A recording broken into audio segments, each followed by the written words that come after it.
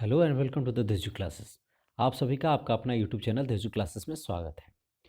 आपके बोर्ड के एग्ज़ाम का डेट जो है वो आ गया है। 14 मार्च से आपका पेपर होने वाला है। उसी को देखते हुए JCERT रांची के द्वारा मॉडल सेट पेपर 1 जारी किया गया है। हमने पिछले वीडियो में मॉडल सेट पेपर जो 1 है उसके MCQ को देखा।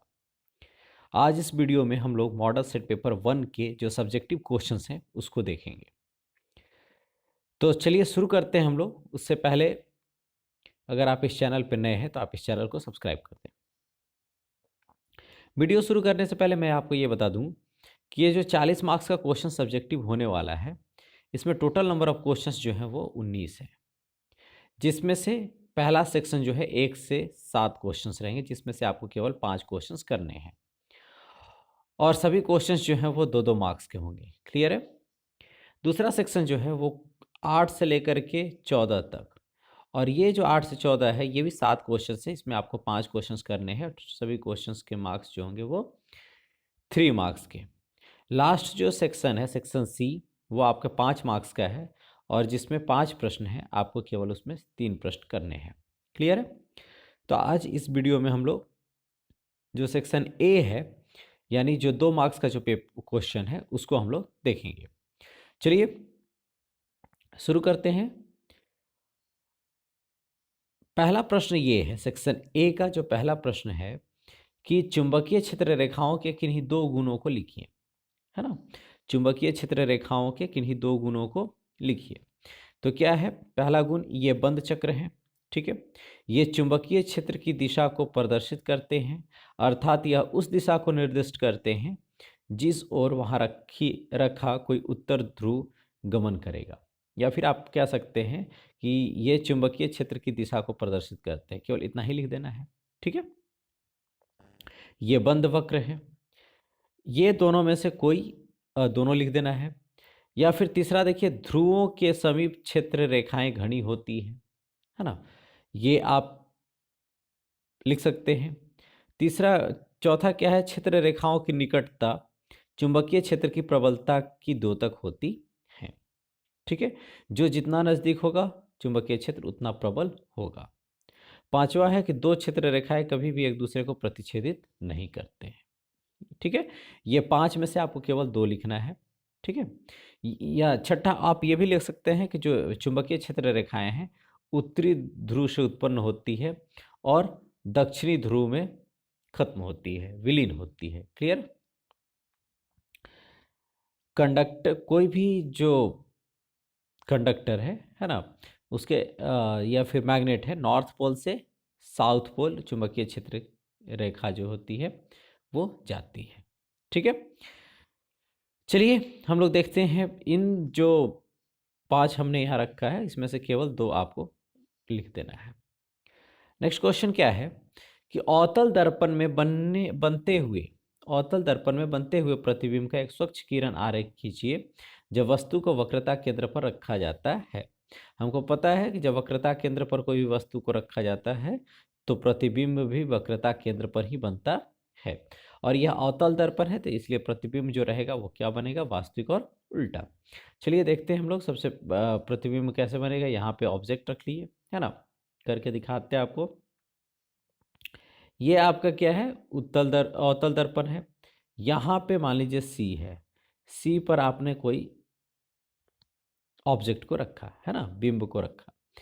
एक जो जाएगा रेखा प्रिंसिपल एक्सिस, ये जो मुख्य अक्ष है उसके समांतर होगा, और अगर समांतर होगा तो वो हमेशा एफ से क्रॉस करेगा, फोकस से वो क्रॉस करता है। ठीक है? और दूसरा क्या होगा? फोकस से क्रॉस होगा। ठीक है? तो वो समांतर निकलेगा, है ना। टकराने के बाद क्या निकलेगा? समांतर। तो देखेंगे कि जहाँ ये जो इमेज है ना, ये कहाँ बनेगा, कहाँ मिलेगा? ये दोनों सी पर मिलेगा। जहाँ जिस बिंदु पर मिलता है वहीं क्या होगा? प्रतिबिंब बनेगा। क्लियर है? अगर आपका मन करे तो आप ये रे न दे करके आप सीधा कौन सा रे दे सकते हैं? यहाँ पे एंगल ऑफ इंसिडेंस और एंगल ऑफ रिफ्लेक्शन। ठीक है? ये वाला भी रे डायग्राम बना सकते हैं। तो कोई केवल 2 रे डायग्राम रे कर निकाल देना है ना। और 2 रे जो जहाँ पे मिलेगी वही क्या होगा, वहीं पे आपका इमेज बनेगा, वहीं पे आपका प्रतिबिंब बनेगा। क्लियर है।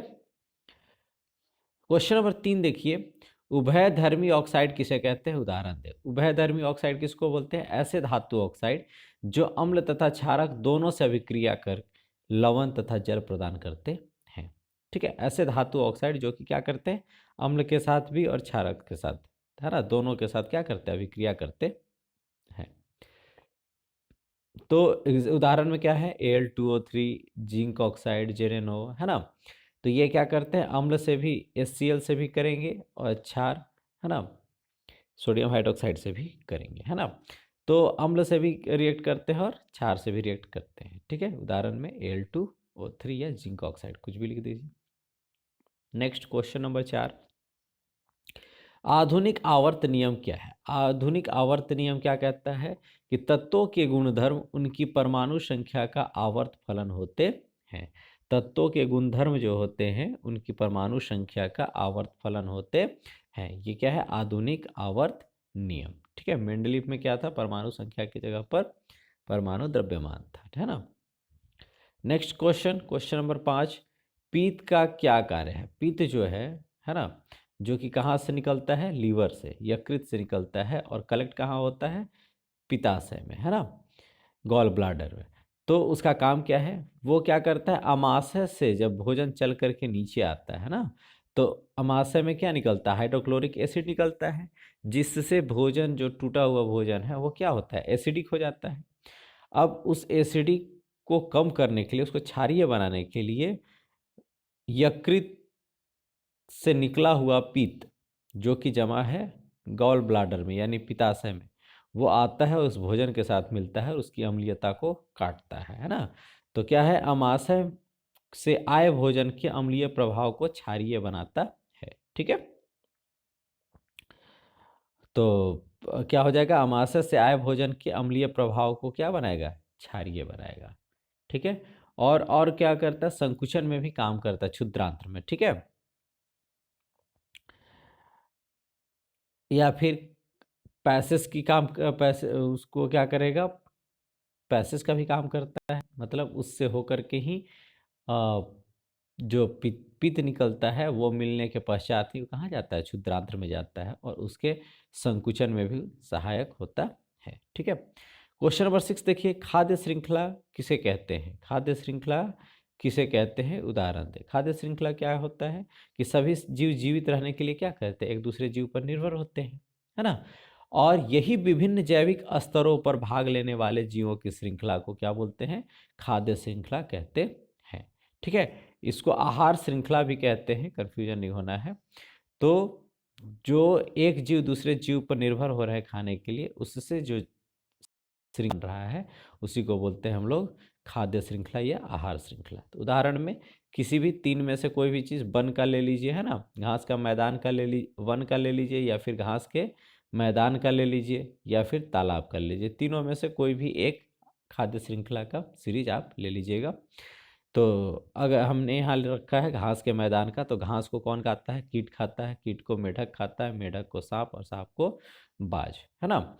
अगर यही वन का होता तो क्या हो जाता, वन का होता तो पेड़ पौधे, पत्तियाँ, है ना, हरे पत्तियाँ, पेड़ पौधे, और उसके बाद हिरन हो जाता, हिरन को बाघ।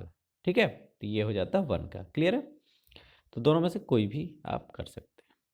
क्वेश्चन नंबर 7, निम्नलिखित जीवों में होने वाले जनन की विधियों को लिखें।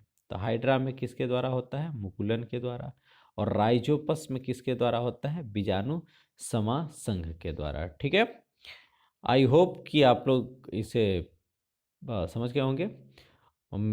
Thank you for the watching. मिलते हैं नेक्स्ट वीडियो में, है ना। अगर आप इस चैनल पे हैं तो आप इस चैनल को सब्सक्राइब करें। नेक्स्ट वीडियो में सेक्शन बी के क्वेश्चंस को हम लोग करेंगे। Thank you for the watching.